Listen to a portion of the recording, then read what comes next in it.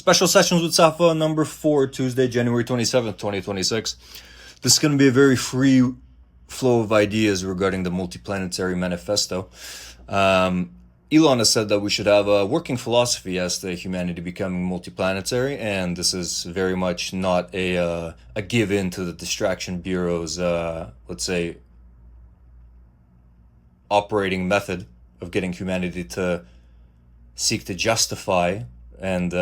prove why it deserves to become multiplanetary. The stars are ours. We have 8 entire planets that we are graced with just in our solar system alone, and billions more in the galaxy and the universe. So who's to say that's not all there for us? But on that note, so Elon would say that there should be a future worth looking forward to, and there's a defensive argument of existing on multiple planets, so in case a destruction event occurs and the species can survive and other species that exist on this planet can also survive.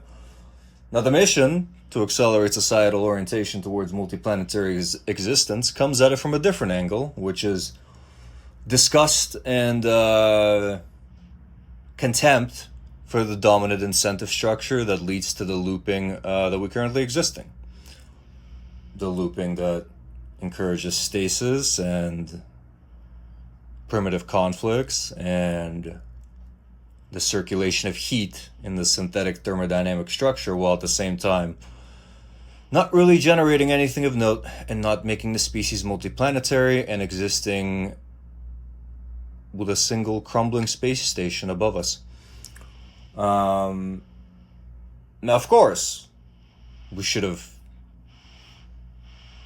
pushed towards the stars long ago, and we should have played our part in rejecting the synthetic thermodynamics earlier. But now here we are. And obviously thank you to Elon for the May 29th Making Life Multiplanetary presentation on spurring that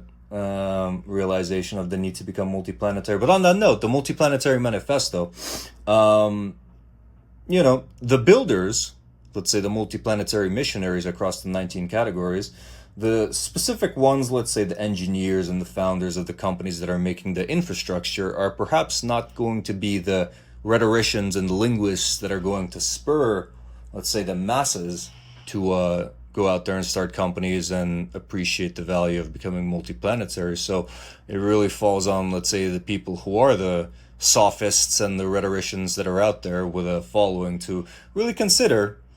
what it is their following is for, let's say the millions of people that listen to them on a weekly or even daily basis, and consider whether, let's say, the decade plus that they spent building up that following within the synthetic thermodynamic heat circulation that we put forward in a very transparent way in our, let's say,